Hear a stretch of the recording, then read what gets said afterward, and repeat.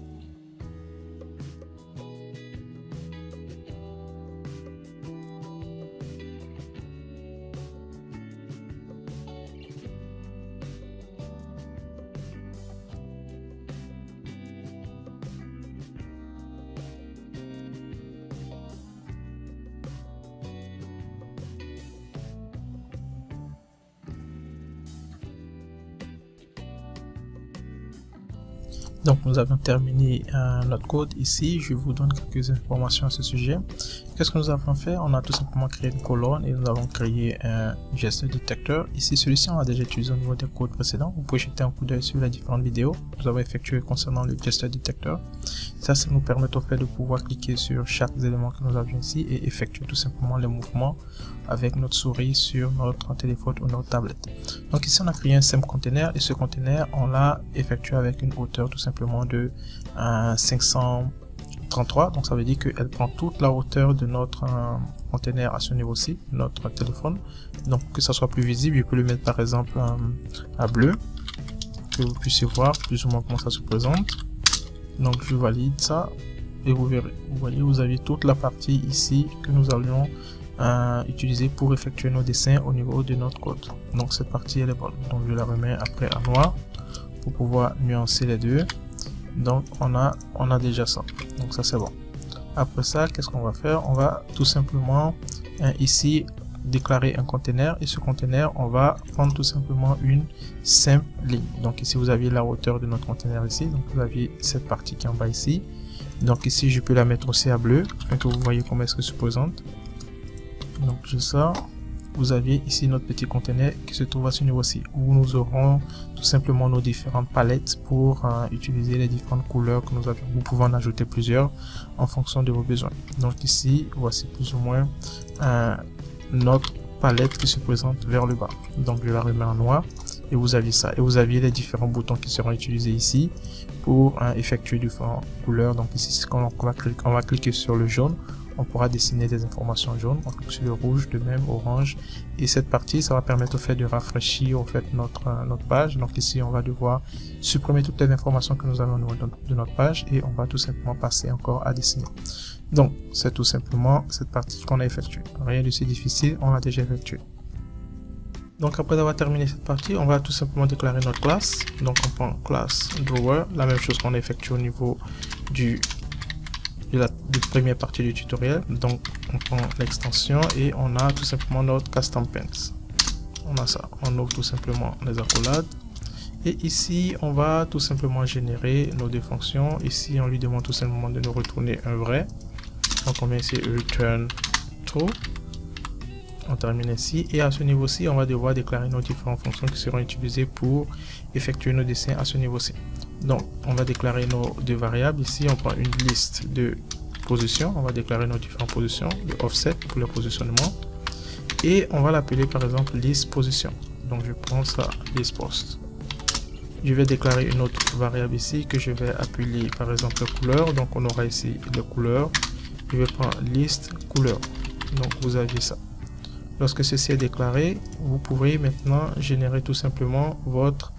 On va voir s'il peut nous donner... Non, on va le voir si on peut récupérer notre constructeur. Donc ici, on va tout simplement lui demander de nous prendre notre constructeur. On va l'appeler drawer. Et à l'intérieur, on va tout simplement appeler nos fonctions. Donc, vis point le positionnement. Et après, on termine avec la couleur.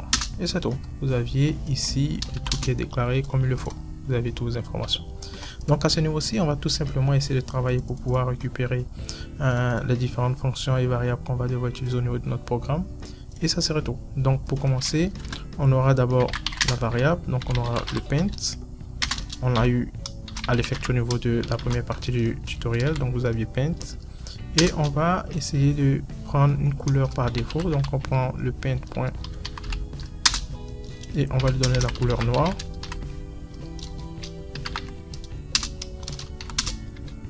On aura le paint point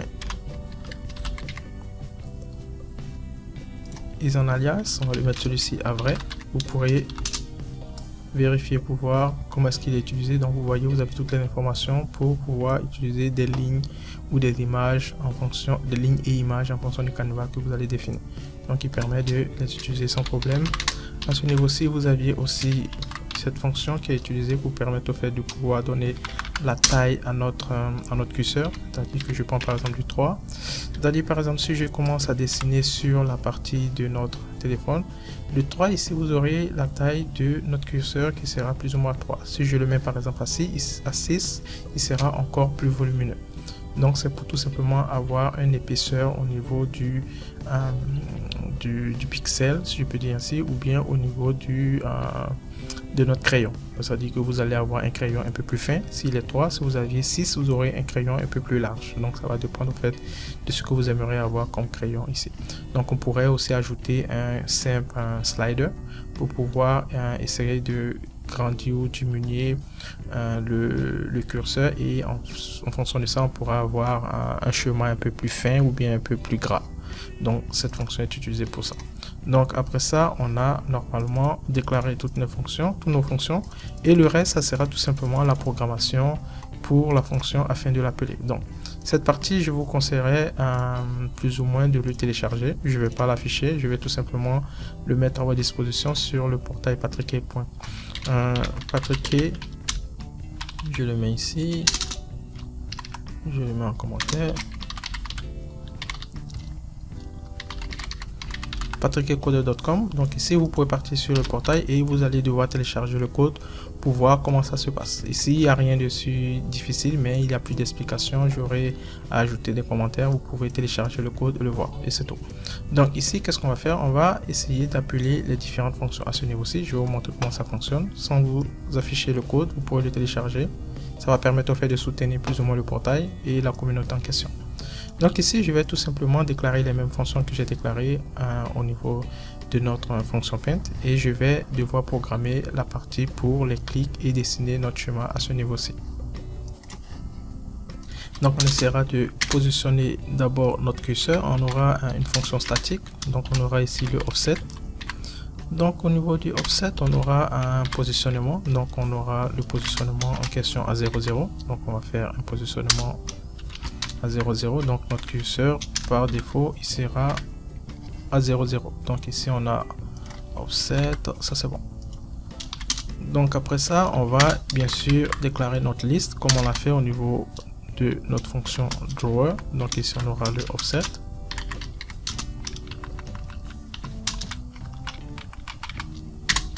Et on aura la liste de position comme on l'a fait au niveau de l'autre côté. Et ici on va tout simplement aussi l'initialiser. Donc ici on va prendre du offset comme c'est une liste en question, et on ouvre les crochets.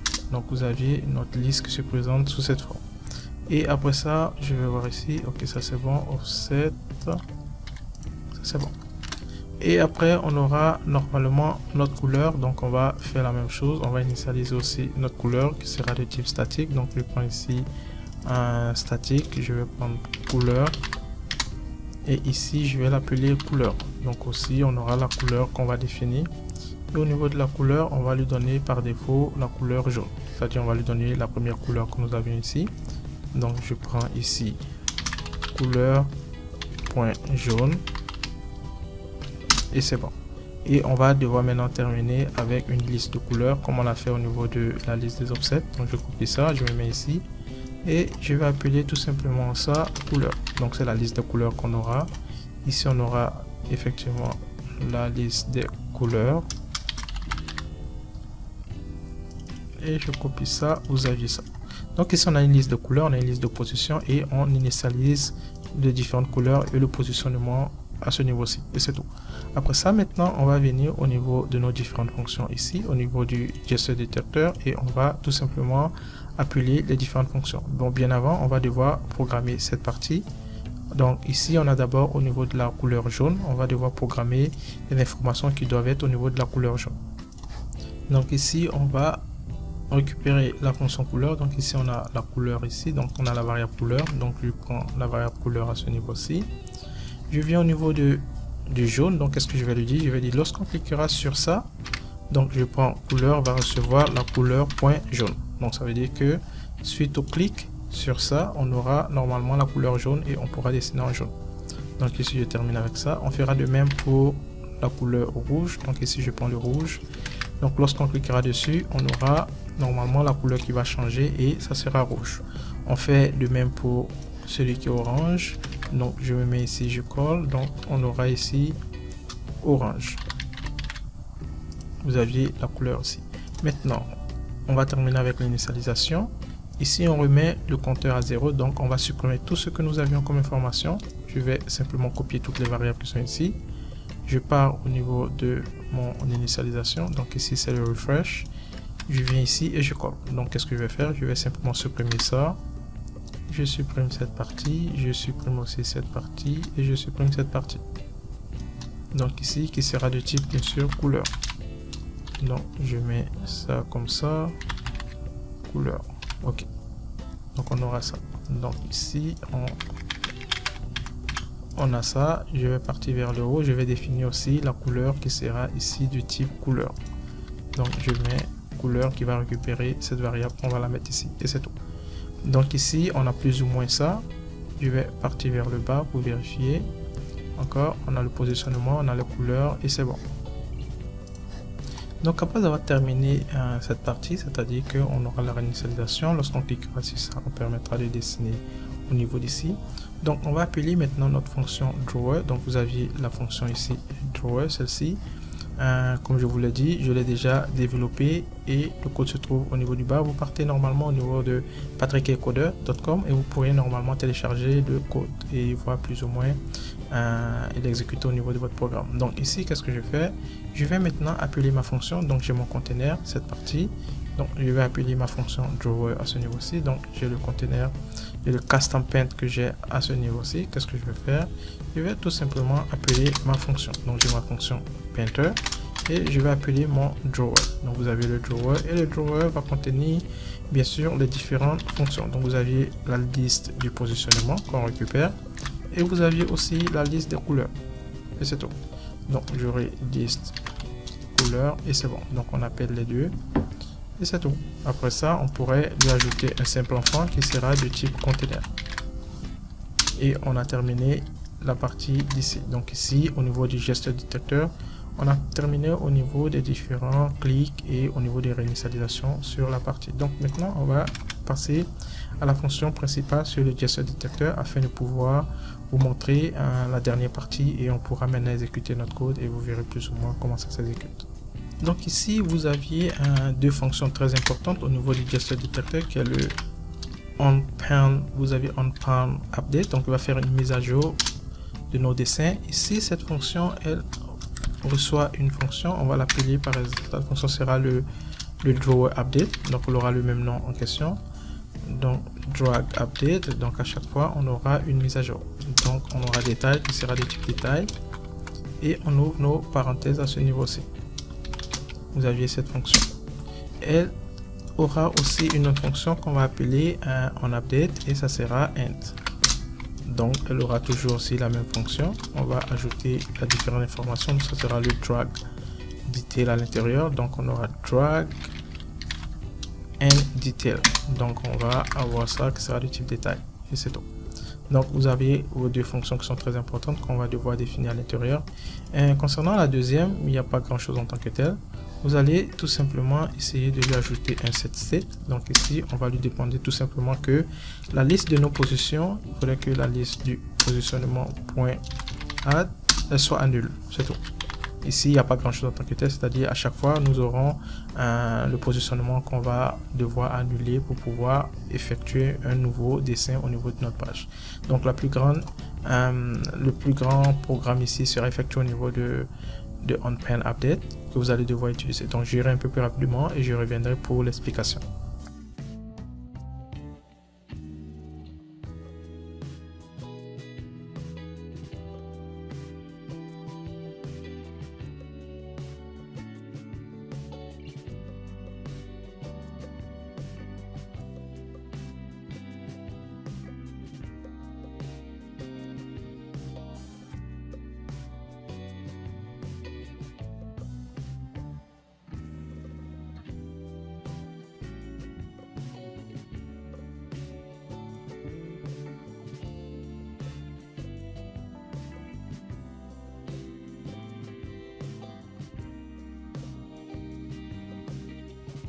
Donc ici, qu'est-ce qui se passe ici? Comme je l'avais défini, on a tout simplement un set comme au niveau de la deuxième partie.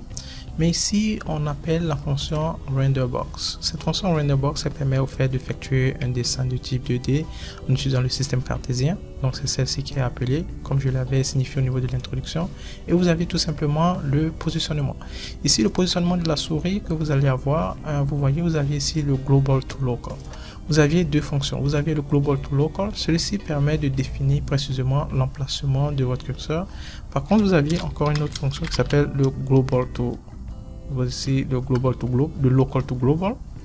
Cette fonction, elle permet plus ou moins d'avoir un décalage au niveau du positionnement de votre souris. C'est-à-dire que si vous avez la souris qui se positionne à ce niveau-ci, vous essayez de dessiner, la représentation se présentera au niveau du centre. Donc, on essaiera de tester ça aussi, vous verrez plus ou moins la différence. Et vous aviez normalement le détail de la position. Donc, la position sera de type local. Et vous aviez bien sûr le positionnement qu'on récupère et la liste des différentes couleurs en fonction de la sélection qui sera effectuée ici.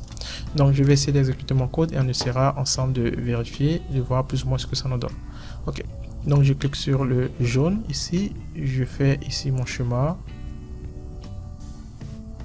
Vous aviez par exemple ça. Je récupère le rouge.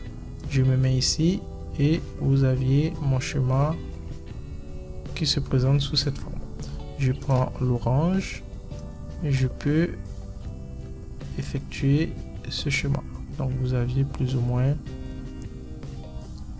un truc de ce genre. Vous voyez, on va essayer donc je vais essayer de rafraîchir cette partie, ou bien on essaiera de partir vers le bas au niveau de la fonction dont je vous ai parlé de la taille en question de notre curseur. Donc ici je mets ici la taille à 6 et je vais devoir valider mon code.